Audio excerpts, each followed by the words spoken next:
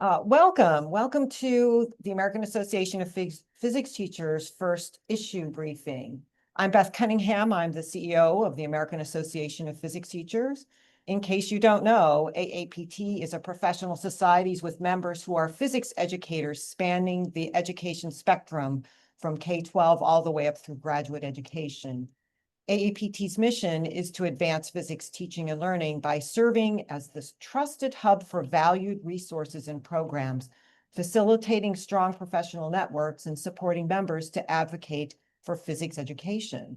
We are offering issue briefings to bring together experts in the field and share insights on important and timely topics impacting physics and STEM education. And we're doing this for members, the STEM community, and educators, funders, and others. And we plan to schedule issue briefings on a regular basis, 2 or maybe 3 times a year. This particular briefing will explore how recent federal funding changes affect physics education, what's at stake for students, researchers, and educators, and how we can organize, educate, and support the future of K-12 and undergraduate and graduate education, and particularly keeping in mind those that are planning to become physicists in the future. So really addressing the pathway for students. The U.S. has been a leader in science for many decades. This leadership has resulted from strong K-12 education and an investment in fundamental research, much of which has been supported by the federal government. As an example, since 1959, AAPT has been the recipient of awards from the National Science Foundation, totaling almost $39 million to advance equity and excellence in physics education. Some of the efforts have included support for women in physics and astronomy departments through peer mentoring networks, improving the relevance of physics for future biologists and medical professionals, and also supporting K-12 physics educator leaders and offering professional development to their fellow K-12 physics educators. We are seeing some chipping away at the foundations supporting science. At AAPT, we saw this firsthand. Several of our grants and our programs supported by the National Science Foundation on improving the quality of physics education for everyone were suddenly terminated earlier this year.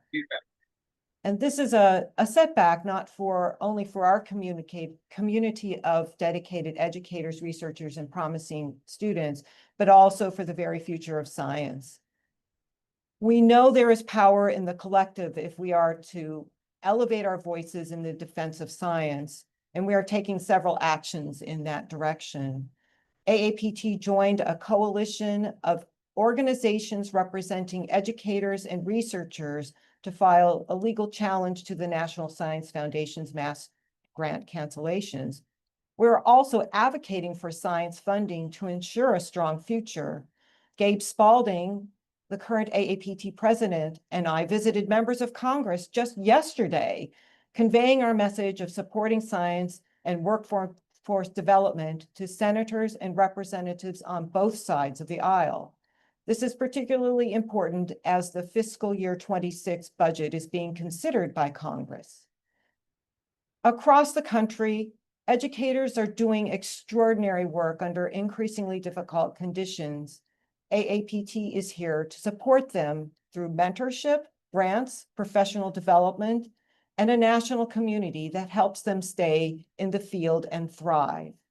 We are also hosting the conversation today to talk about the current status of science education and to provide ideas on how you can support the development of the next generation of physicists, scientists, and citizens. I welcome Gabe Spalding, AAPT President, and B. Charles Joyce Eichhorn Elms, Professor of Physics at Illinois Wesleyan University. Gabe will be joining us from the Atlanta airport, where he's been stuck trying to get home from his visit to Capitol Hill. And I just have a few things to point out about Gabe. He studied physics and math at Washington University in St. Louis, graduating in 1983. He completed a doctorate in applied physics at Harvard University in 1990 And in 1996, Gabe joined the Illinois Wesleyan University faculty as a professor of physics. And I knew Gabe when I was provost at Illinois Wesleyan University in the early 2000s. So Gabe he's received a number of honors, including the American Physical Society Fellow and also the AAPT Homer L. Dodge Citation for Distinguished Service. And before I turn the floor over to Gabe, I would like you to consider the following question. Where do you see momentum right now that gives you hope? So Gabe, take it away. Well, thank you, Beth. I think I'll first say that there are a lot of opportunities that where physics is a keystone. We know that with the U.S. Chips and Science Act, that was passed with bipartisan support to try and make a difference in critical supply chain issues across the board. And physics has a very important role to play, but to fulfill the aspirations of that initiative, it's going to be hard to fill all of those roles that really span the mathematical side of STEM. If you look at the National Photonics Initiative, if you look at the National Quantum Initiative, these are opportunities we do not want to step away from as a nation. They're critically important, and physics is right there, along with partners spanning the mathematical side of STEM in particular. Right now, the median starting salary for our physics bachelors is very strong. It is a little over $70,000 a year. And for students that combine the right mix of things, some of these emerging opportunities, it can be significantly higher. It's hard to feel bad about that. We know that we can take students from low-earning families and make them high-earning adults. But more than just that they are doing well for themselves, they are doing critical good for our society. These are things we need, we know we need, but there are a number of problems. So when we look, for example, at those who completed a bachelor's degree in physics, the most recent data says that only 10% of those students did not take physics in high school. And of that 10%, there it is, about half of those took physics at a two-year college before going to university. In other words, your odds of completing this major, which is part of the mathematical side of STEM, are very low unless we have the opportunity for you to be supported at these earlier stages. I'd go so far as to say our high-tech economy and our societal needs that depend upon the mathematical side of STEM are completely dependent upon having a vibrant pipeline for high school and two-year college and into university for these interested students. Now, our programs have shown that we can have high impact interventions along each stage of this pipeline that are affordable. Education actually doesn't cost that much, but it's critical that we do so. If we can go back to the previous slide, what this is showing is Title II data for the whole nation for production of new certified STEM teachers in any area of STEM. Again, for the whole nation, this production extrapolates to 0 in the year 2037. Clearly, there's been a problem. Part of that problem has to do with the fact that I said there are very good starting salaries for our students. And so even if they're interested in going to teach high school, there is this barrier. People are very concerned about the cost of college, and they know they can go off and earn money in other ways. We very much need to have programs like the NSF Noyce Scholarship Program beefed up, not damped down as some proposals have suggested. We need 10 times the allocation for the NSF Noyce program, which supports people who say, my passion is I want to go teach high school. We should be supporting those kids for their college education. And more than just their tuition, we need to support them in ways that ensure their retention and their success. On the scale of a national budget, these sorts of interventions are cheap. Not having them is expensive. So what some of the states have found, if we scroll ahead a couple of slides, we should find that, one more, I think. Well, maybe not. We'll skip there. There was a slide showing how many students, what percentage of students take physics in high school for every state. And it's actually abysmal. I visited one senator's office yesterday where their state percentage was 15%. But even for states like my own, Illinois, which has a robust high school system overall, it's not as high as you'd like it to be. There's a lot of issue with access, and access is quite uneven. What we find is that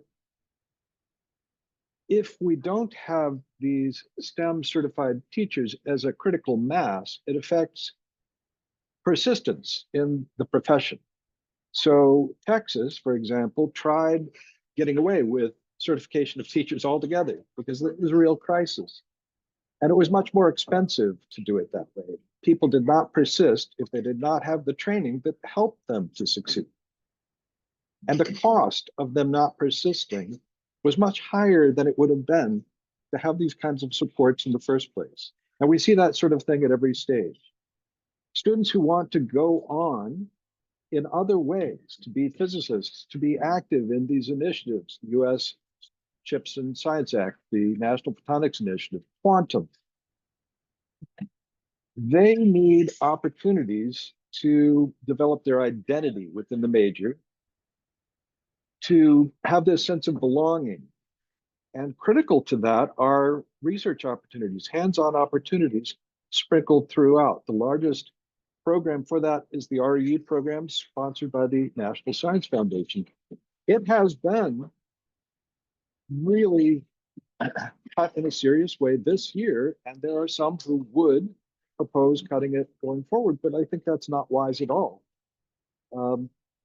Again, the costs of these programs are small, but the impact upon people, their sense of self, and their ability to demonstrate to others that they merit the opportunity to go on either to grad school or into industry is significant. Supporting students once they do go to grad school, if they choose to do so, is another issue. 75% of our graduate students are receiving stipends in these areas that are not sufficient to meet the cost of living, even with shared housing. And when you compare that to the fact that if they don't go to grad school, they make a very good starting salary. Essentially, as a society, we're saying, don't do that. And these are good students. They'll take care of themselves, but they're then not taking care of our needs as a society. We need to pay attention to this domestic pipeline at all stages. And it's going to take a mixture of federal support, financial support from foundations that would be much smaller, but can be targeted in ways we know are effective, and some support from corporate connections that are also ones we can tailor very well. With that, I think I'll turn it over to Beth again. Oh, okay. So, Gabe, you would like me to introduce our panelists? Yes. Hey, it's a great honor to introduce Dr. Franann Córdova, a renowned astrophysicist and transformative leader in science, education, and public service for over 3 decades. She has held some of the most influential roles in the scientific community, including president of Purdue University, chancellor of UC Riverside, director of the National Science Foundation. Dr. Córdova was the first woman and youngest person to serve as NASA's chief scientist, and she has authored more than 150 scientific papers in astrophysics and space-based research. Today, as president of the Science Philanthropy Association, she's helping to shape the future of discovery by advancing the critical role of philanthropy in supporting fundamental science, ensuring that bold ideas have the resources they need to thrive. I'm also pleased to introduce Dr. Robert Brown, Distinguished University Professor and Institute Professor at Case Western Reserve University. His career spans over 55 years, teaching all levels of university coursework, including innovations in career guidance and developing a new medical physics program. His research ranges from theoretical particle physics in inventing portable low-cost, to Fermilab, let me start over again. His research ranges from theoretical particle physics work in Fermilab and LHC experiments, modeling and prototyping MRI coils, and inventing portable low-cost malaria, Lyme, gout, and cancer detectors. He has served as a consultant to industry and held critical roles in 7 successful startups. He has also supported multiple universities and physics societies, including AAPT, all along the way. So thank you for joining us. Gabe, would you like to start the conversation? Well, Dr. Córdova, I'd like to hear from you your thoughts about what you would like to see happening with the U.S. and its role in supporting this kind of pipeline. Okay, well, everybody would like to see more money at all the important areas that you identified, Gabe. Yesterday, an important piece of damage was done in the Senate not voting to support the Public Broadcasting Society, PBS, and I really think that's too bad, because I wouldn't be an astrophysicist without the PBS shows that stimulated my imagination, because I simply didn't go to a high school where it was encouraged for women, young women, to be in physics. In fact, the physics class was all for boys. And 5 of us women petitioned. We said we'd give up our place in the art class, which I'm sure boys would want to take, if they would give us a place in the physics class. And so that did happen. But we were not encouraged. We were looked upon as taking the place of, of somebody else, a male student. And so it was later, because of watching these incredible shows that Nova and others produce in science, that it really stimulated something in me, inspired me, and I said, that's what I want to do with my life. I want to be a physicist. And so then, once you kind of know what resonates with yourself, your vision of yourself and what you want to do, then nothing can really stop you, including lack of money, because the surprising thing is that there is more money around than we think.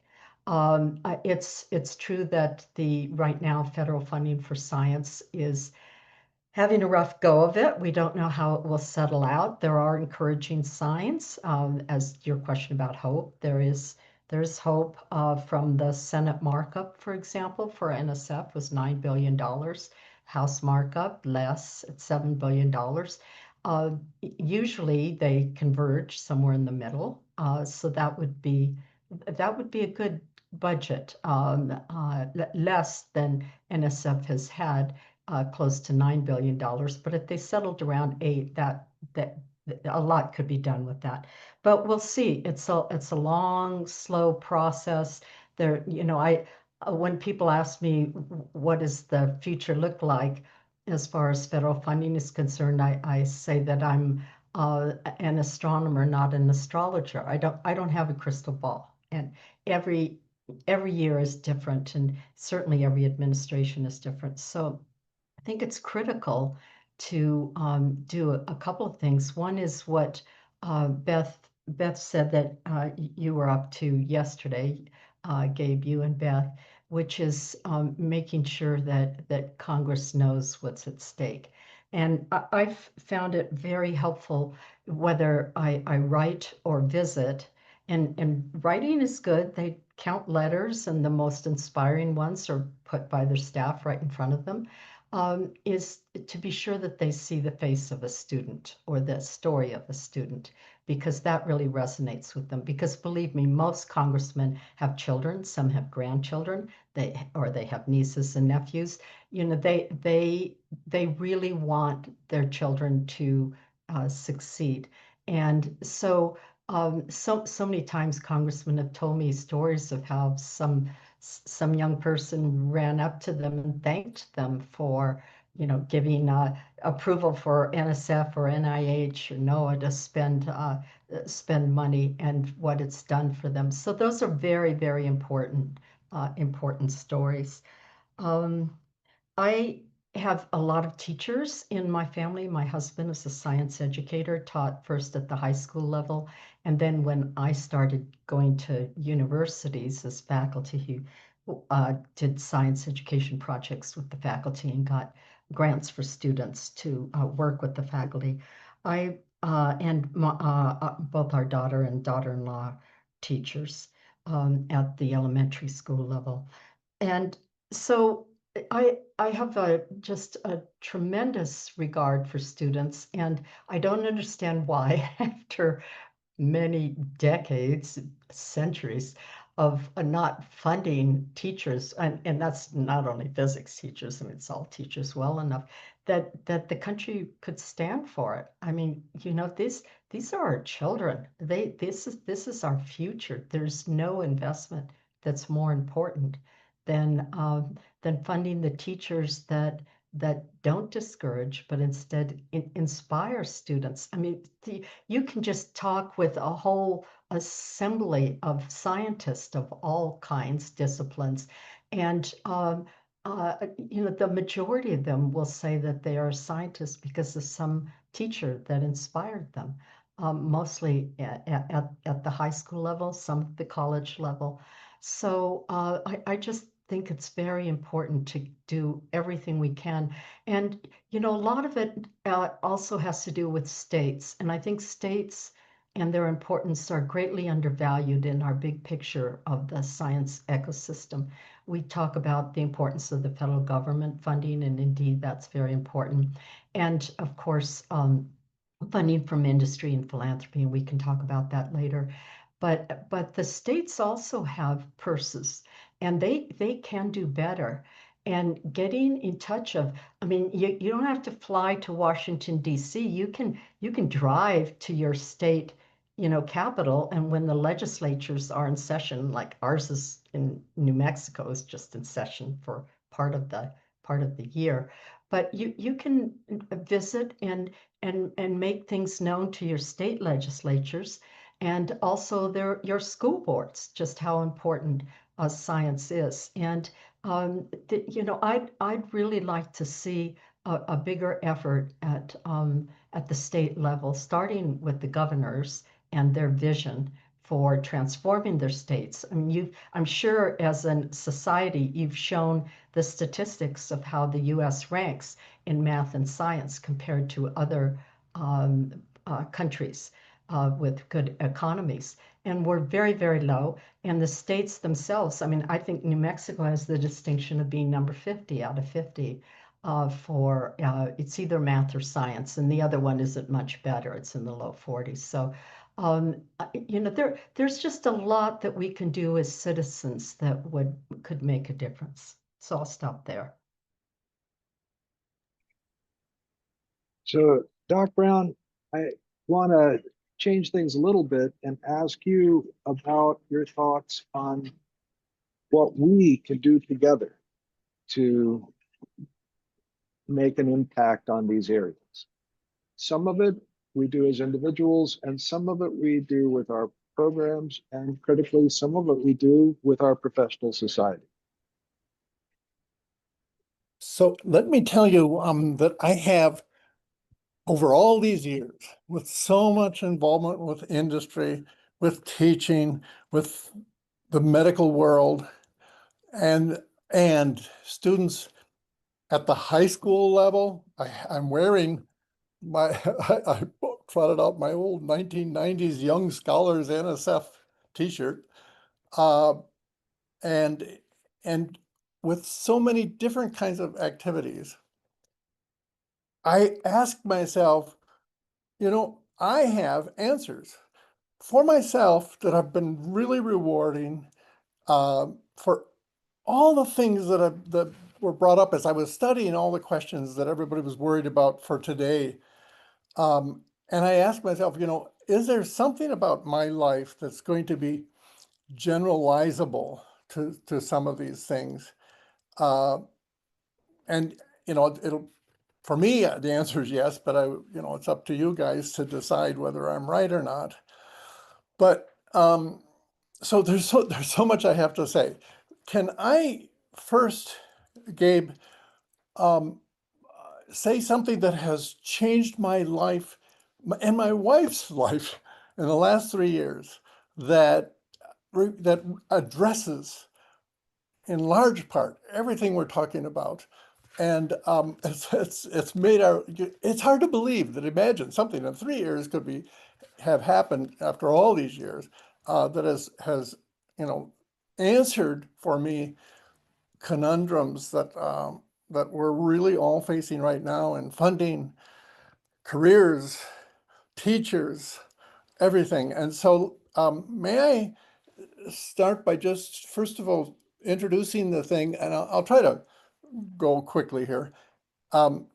Introducing this by saying, you know, that forever, one of the biggest problems, the biggest questions that I've faced year after year after year was the parents' plaintive lament. What kind of a job can my kid get when they get a physics degree? And my answer always was, oh, they can do anything, you know, and it really wasn't very satisfactory.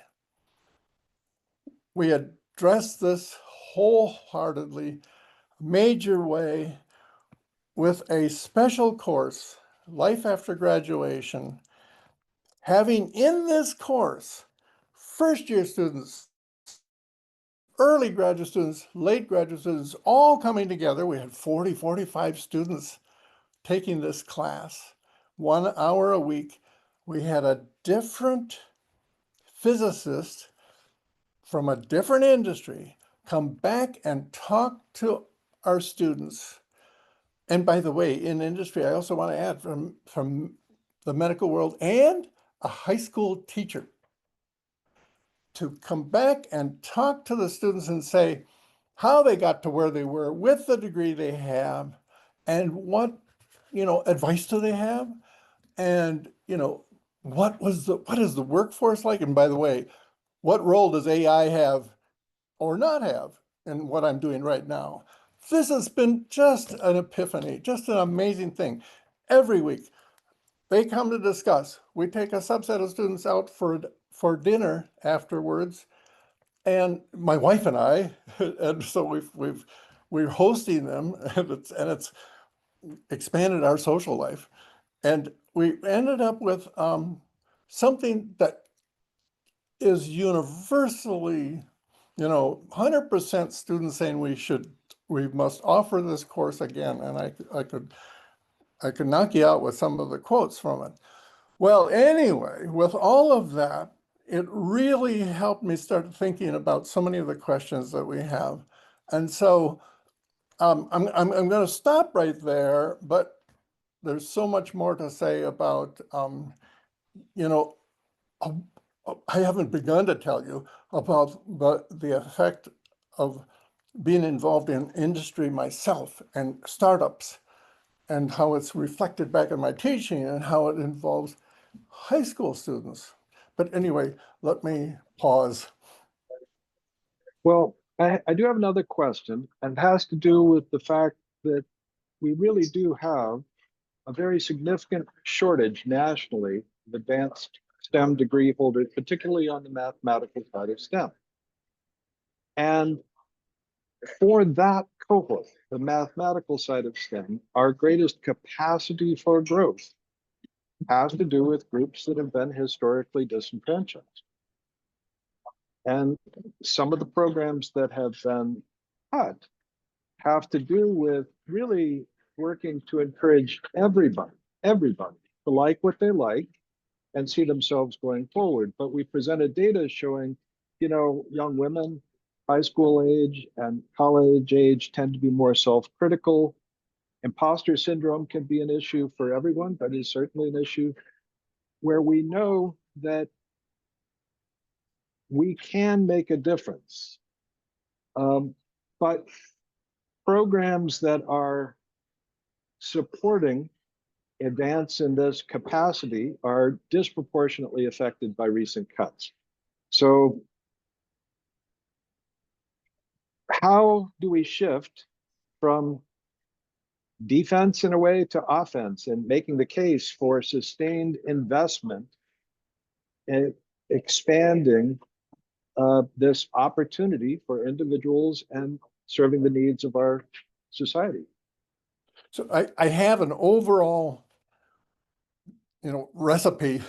It's not something that, happens in a few months or a year, but it is that we need to make sure that students feel really strongly about a really valuable and attractive career at the end of the day. They come into us with a passion for astronomy, astrophysics, with a passion for medicine, with healthcare, with a passion for teaching, and with a passion for entrepreneurship. And we have to make it clear to them very early. For example, our first year students, our second year students, they have opportunities for internships and they have to think about their electives in such a way as to maximize their opportunities. What we want to do is grow the whole thing. A rising tide raises all the ships. We want to have a growth of the physics body in general. And by the way, and so therefore that teaching boat rises with it. That whole picture is something that I say we have to try to do, and we have to figure out how we're going to do it. For me personally, you have to understand that I've had, and I have, federal and state grants, but I've had largely industrial support. And I've had largely students who work with me on industrial things, work with industry, go out to work in industry. And that has been a tremendous thing for me. And our startups and our successful startups and our sale of startups has, of course, just completely changed my life. But it's very hard for us to say, okay, I'm going to do what Brown did. Nevertheless, going forward, I believe that and there's so many different things about this that work out really well. We need to not compartmentalize ourselves. We need to think about industry. We need to think about the fact, here, two most important words in my professional life, former students. And I would like to tell everybody here that every time you sit and you stand in front of your class, you're teaching high school, college, graduate school, you're making a tremendous impact on those people. You may not remember them, but they will remember you. Oh, I've had, and all of you, I'm sure, have had this experience. I've had people from the 70s and 80s and 90s come back and say, hey, you know, when you did this, when you said this, they really remember you. They are, you must understand, they are your friends for the rest of your life. So that whole body of people is part of your bigger world. And if you can somehow share with the ways in which they can find a fulfillment in so many different ways, and the passion for teaching is there for so many people, that I would like to say going forward, we need to not compartmentalize our teachers.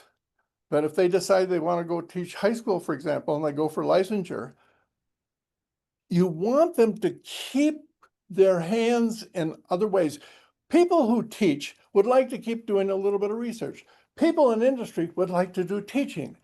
I want the world to be more integrated. I don't want it compartmentalized. I don't want us to think of high school teachers and university, researchers or whatever. And so somehow I want to see a grand unified theory of our world, of our teaching and research and healthcare world.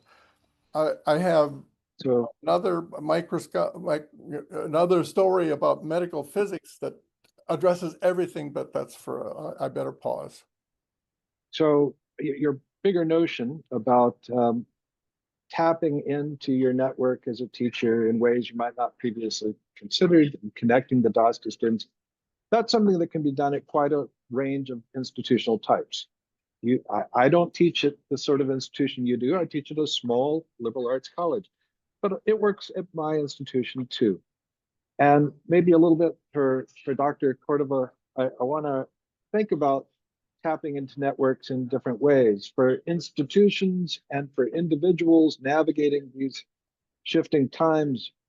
What do you think are some of the most strategic levers right now? Are there specific tactics and partnerships or framing approaches that you've seen succeed in helping people to level up with what they'd like to do?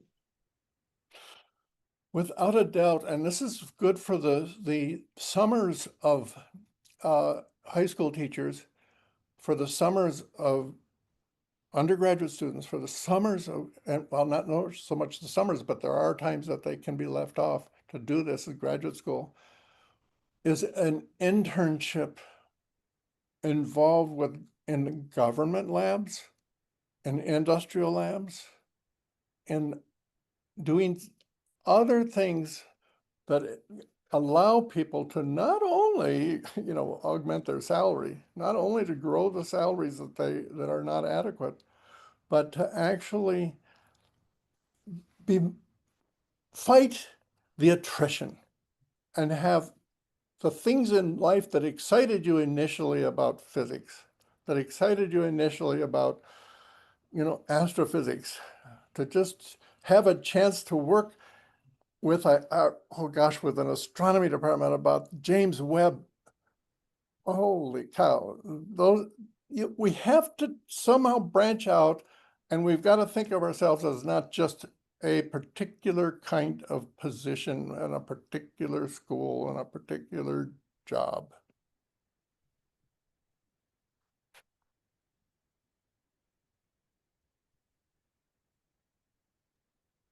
Dr. Córdova, I'd like to hear a little bit of your perspective on advice for people navigating these times, on how to perhaps frame long-term investments or developing advocacy tactics, partnerships, framing approaches that might help people to do what they want to do. Yeah, sure, great. I've been reading the very thoughtful comments in the Q&A, and I think that, some of them touch on what you just asked, Gabe. We definitely want to turn to those questions because we want to know what's on the minds of people. So, Yeah, there are just, so many efforts to connect with. So I'm now, I've been in the government world, I've been in the university world, now I'm in the philanthropy world, and I have been, and I am currently on boards of industries, and everybody wants to jump in and do something, believe me. And so it's kind of, making sure to connect the dots and getting these opportunities aligned with the people who need the help. And we see so many examples as we explore what's been done in developing science, where it doesn't have the transferable benefit that it really could have. And so one good thing about the crisis, we'll be looking for a long time for other good things, is that that philanthropy in my world has really entered the picture in a big way, and is looking at how it can do bridge funding, seed funding, to rescue, say, data sets that have been terminated or about to be terminated because they're longitudinal data sets. We have to know what's happening over a long period of time, for example, in the climate or public health domain. And so they are developing some large programs to address that. And as they're doing that, they're actually finding that there are better approaches to actually collecting the data. And a lot of data is all taken in various different formats. We call that heterogeneous. They don't, if you want to explore it to answer a particular question, it's a really difficult, tricky thing to do. But by others, industry, philanthropy, taking it over, they realize that, and they actually have the tools to make it more digestible for a person coming in and wanting to use these data, and easier to get the results that they need. And so that's just one example, and I know of others in the climate change domain, where people are now, because they're taking more possession of what is out there in the science sense, that they're finding that they can apply new approaches, new technologies to getting better information. I think, I went on as an exercise knowing that this event was coming up to Chat GPT the last couple of days, and I just asked it, who's funding, education programs, teacher training programs, some of the, pipeline things that are mentioned here, quantum, in K through 12 and so on. And there's just a, wealth of data. So AI can really be your friend here and just save you a lot of time exploring pathways that are not very beneficial. Okay. For example, our association, our alliance, has 40 member foundations, all of whom are high net worth foundations. Okay, big budgets, and you wouldn't want to go to 40 sources to find out who's funding science education. But right away, with AI's help, you can pop in, and see that there are 4 or 5 that have really been doing a lot of funding. So then you can explore their websites and see where there's, money potentially available. And you can also see a lot of new efforts, because I spend every day in a world where people are talking to each other about what's going on, and they're very, very concerned about it. And so they are developing new ideas and programs.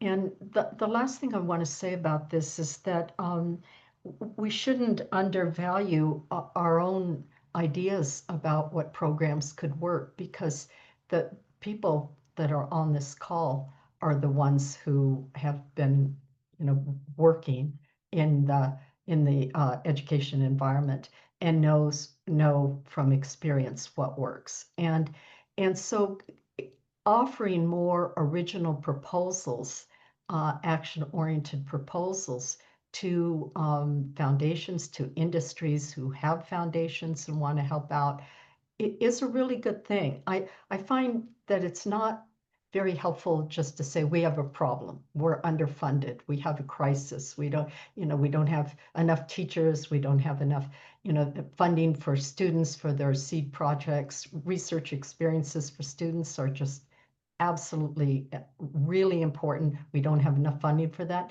Instead, put your heads together with your best associates and come up with some creative ideas.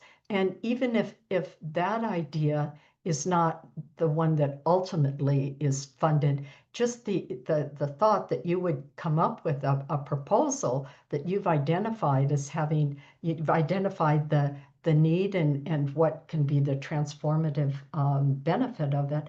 It is, there's just no substitute for that, I find, especially in the world of private funding. So I urge people to keep, putting their heads together and coming up with ways that that help, would be available, and and costing it out, and I think that could be transformative. So we're going to be turning now to the Q&A. I do want to say, following up on what Dr. Córdova said, that a great place for putting your heads together for these generative discussions that lead to proposals would be the AAPT communities. We have communities for every kind of focus, and if we're missing a focus, we'll start another community. Beth, can you help us Yes. to go through the Q&A? Yeah, and in thinking about this idea of being, kind of what ideas are out there, there's a question that is being asked. Do you think that AI instruction will help fill the gap in the low number of STEM teachers? And this is for any of the panelists, including Gabe, to respond to. Yeah. So really, what's the role of AI? It's certainly it's an issue that rural districts aren't even necessarily in the global digital dialogue at the level that they need to be. Broadband is an issue, but at some places it may have a role to play, certainly. I'll turn to the other panelists. How has AI struck you as an opportunity? Well, I'm on the board of trustees of Caltech and the innovation board of UT Austin.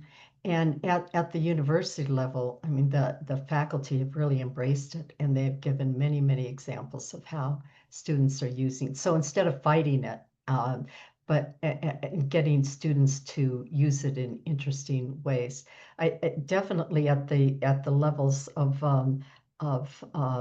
high school, I mean, there's just so much information content, and I mean, AI can help you draw figures and see things in new ways. I mean, I use it all the time to fill in for, some kind of instruction that is hard to access. So, and I read articles all the time about how students are using this, when in fact, they're using it instead of having, these groups of students all trying to learn something together, which you could argue is, a bad thing, because it is fun to get together with other students and do learning experiences.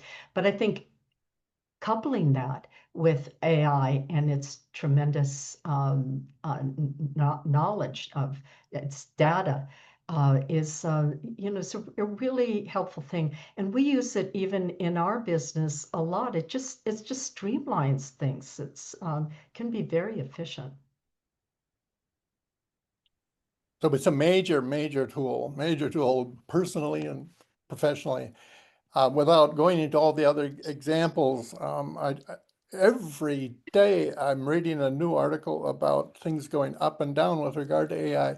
The number one thing that I want to say, though, is I want to tell my students that I want them to be able to sit down by themselves without an electronic device near them and see if they can read something and tell me something about it and show critical thinking about some problem, and just to make sure that the tools they use are not the getting the full solution of a problem without their thinking about it.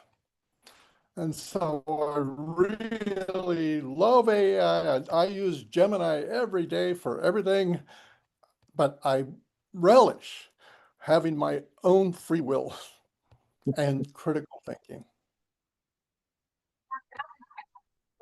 Beth, another But question. you know what it's like? It's like you can watch somebody else lift a heavy weight. You want to go and do it too.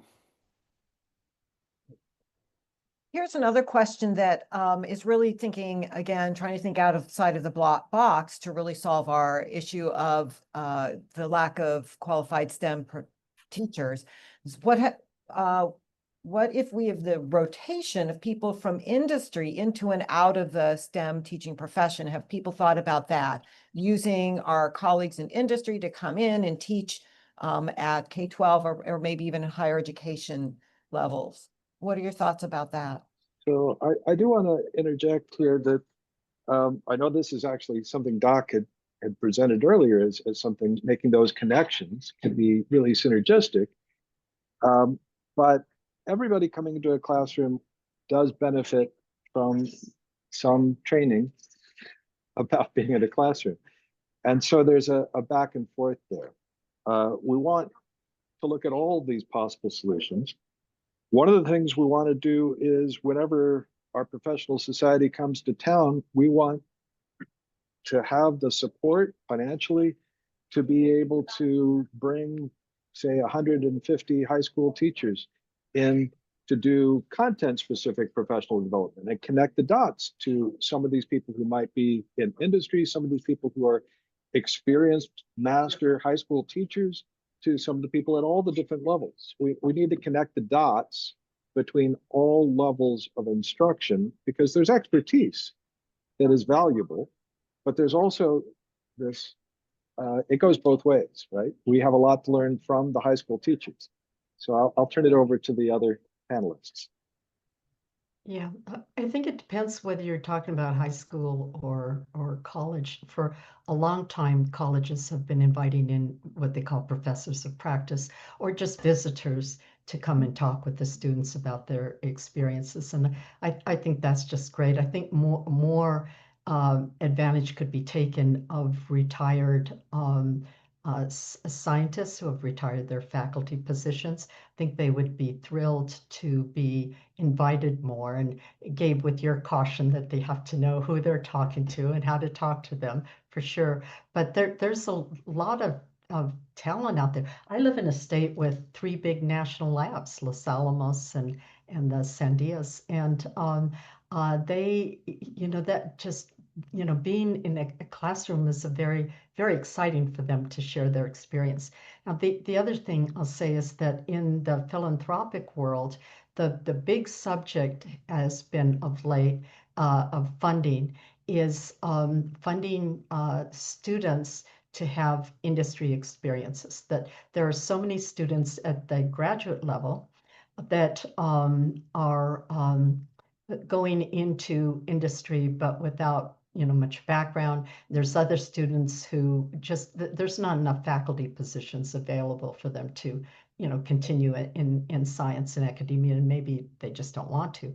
And so there is a new thinking of working with NSF, like a NUTS Graduate Research Fellowship Program, to transform that program to be have much more of an industry content, to pay for students to have experiences for the summer or maybe for an entire year in some industry to see if they like it and see if industry likes them. So that this is tapping into, I think, a transformation now in connecting industry more directly in the education experience.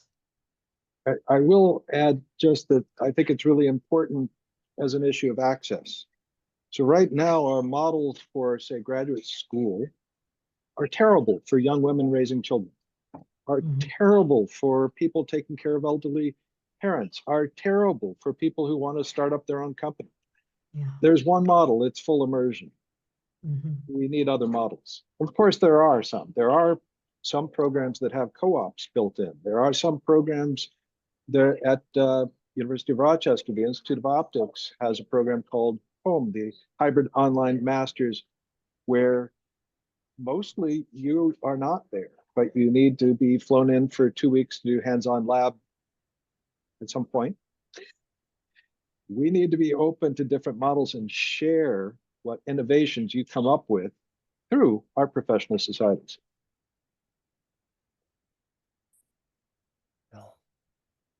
I'll move on to another question, and is really concerned by several of the participants about the impact of reduced science funding could potentially happen, and the impact that would have on science now and for potentially into the future. And I actually heard that from several staff members of Congress yesterday. This concern is if we don't continue funding science at a particular level, that it could have an impact now, but over, a generation of scientists. So I guess, do you have any response to that, and ways that we should consider maybe there's hope, or other thoughts? Well, there's definitely hope for physicists because, some of the main priorities of this administration are in the physics domain with quantum and AI. But we just have to get the federal science funding picture straightened out in order to pursue that effectively. I think physics is at the basis of all science, and now, of course, the emphasis is on interdisciplinary connections, and that's something that students really need to be aware of. And I think one of the questions was looking more at that.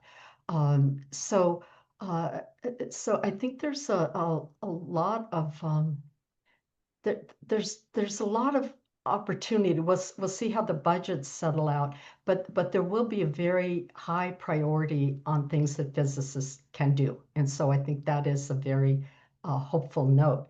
Where we're having a lot of problems and has become very political is what Gabe was talking about a few minutes ago, is selecting out those who have been disadvantaged and having particular programs for them.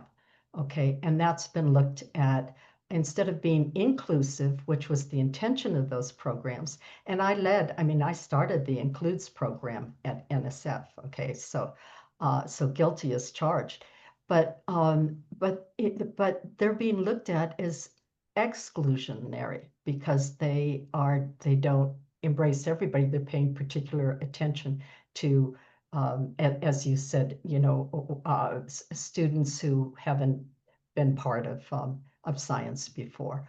And so I was moved by a conversation.